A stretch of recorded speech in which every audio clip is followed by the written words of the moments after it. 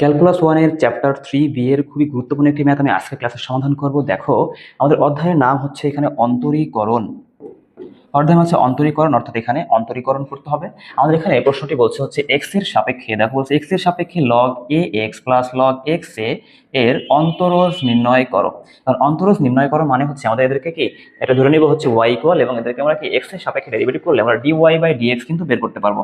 তো দেখো আমরা শুরুতে এখানে লিখে নিলাম যে ধরি, আমরা লিখবো হচ্ছে ধরি ওয়াই ইকুয়াল কত, লগ এ এক্স প্লাস লগ এক্স এ।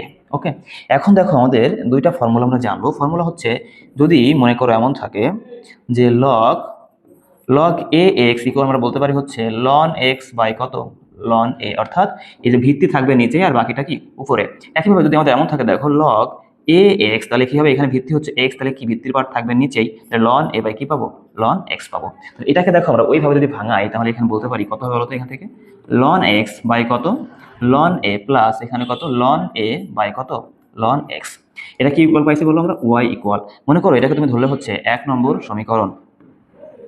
এটাকে তুমি 1 নম্বর সমীকরণ ধরে নিলে এখন এই জায়গায় 1 নংকে এক্স এর সাপেক্ষে অন্তরীকরণ করতে হবে। তাহলে দেখো লিখবো হচ্ছে অতএব 1 নংকে এক্স এর সাপেক্ষে সাপেক্ষে অন্তরীকরণ করে, দেখো অন্তরীকরণ করে পাই। যদি 1 নংকে আমরা এক্স এর সাপেক্ষে অন্তরীকরণ করি তাহলে দেখো এখানে পাবো কত, ডি ওয়াই বাই কত, ডি এক্স ইকুয়াল এখানে কত হবে, ডি বাই ডি এক্স, এখানে লন এক্স বাই কত, ln a plus ln a by কত, লন এক্স।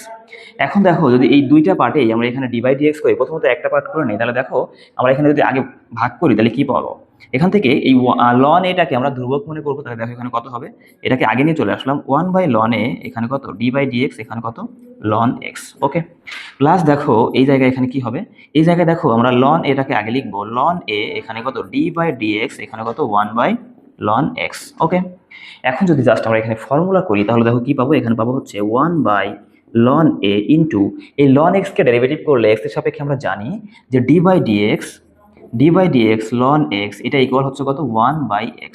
এখন জাস্ট আমরা এখানে 1/xটা বসাই দেবো। তাহলে দেখো এখানে কত হবে, 1/x।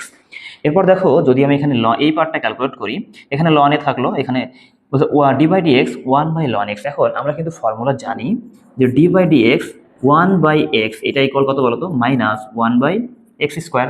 তাহলে আমরা জাস্ট এখানে এই লন এ এখানে থাকলো, দেখো লন এ, তাহলে কি হবে মাইনাস হবে, তাহলে এখানে চলে আসবে মাইনাস লন এটাকে উপরে লিখলাম, লন এ বাই এখানে কত হবে বলো, এক্স স্কোয়ার মানে কত, এখানে লন এক্স তার কি হোল স্কোয়ার। এখন এইটা তো আসলে এক্স না, তাহলে এটাকে যদি আরেকবার ডেরিভেটিভ করি তাহলে কি পাবো আমরা 1/x পাবো। তাহলে দেখো লিখবো হচ্ছে ইন্টু কত, 1/x।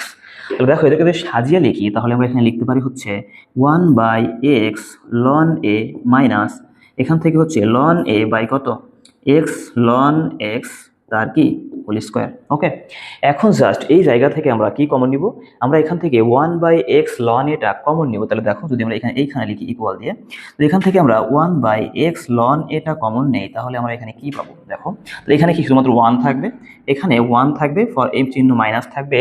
এখন কোনো কিছু কমন নেওয়া মানে কি ওইটা দ্বারা ওই পদটাকে কি ভাগ করে দেওয়া না। তাহলে দেখো আমাদের এইখানে কি ছিল, যদি আমরা এই জায়গায় এটাকে একটু ভাগ করে দেখাই রাফে, মনে করো আমাদের ছিল কত, লন এ, আমাদের এখানে ছিল হচ্ছে লন এ বাই হচ্ছে এক্স লন এক্স তার কি স্কোয়ার। তো একে যদি আমরা এটা দিয়ে ভাগ করি, অর্থাৎ ভাগ 1 বাই কত, এক্স লন এ, একে যদি 1/x লন দিয়ে ভাগ করি, এখন যদি গুণ দিয়ে উল্টা তাহলে কি হবে বলতো, এখান থেকে লন এ বাই কত, এক্স লন এক্স তার কত স্কোয়ার, গুণ দিয়ে উল্টাই দিলে এটা চলে যাবে কত উপরে, এক্স লন এ বাই কত 1। এখন দেখো এখান থেকে এক্স এক্স কাটা যাবে তাই না, এখানে লন এ আর লন এ মিলে কত হবে, এখানে হবে কত লন এ তার স্কোয়ার বাই কত লন এক্স তার কি স্কোয়ার। এদেরকে একত্রিত করে লেখা যায় যে লন এ বাই কত লন এক্স তার কি বলো হোল স্কোয়ার। এখন তাহলে আমাদের কি থাকবে, এখানে 1 মাইনাস এখানে কি থাকবে লন এ বাই কত লন এক্স তার কি হোল স্কোয়ার থাকবে। এটাই হচ্ছে আমাদের এটার অন্তরজ এবং এই প্রশ্নটার কাঙ্ক্ষিত সমাধান। এটাই হচ্ছে আমাদের অ্যান্সার। দেখো খুবই সহজ না, আর এই টাইপসের ম্যাথগুলো সব একই রকম, প্রত্যেকটাই এক্স এর সাপেক্ষে এখানে ডেরিভেটিভ করতে বলবে। খুবই সহজ, আমি আশা করি এই ম্যাথটি বুঝতে তোমাদের কারোরই কোনো অসুবিধা নাই।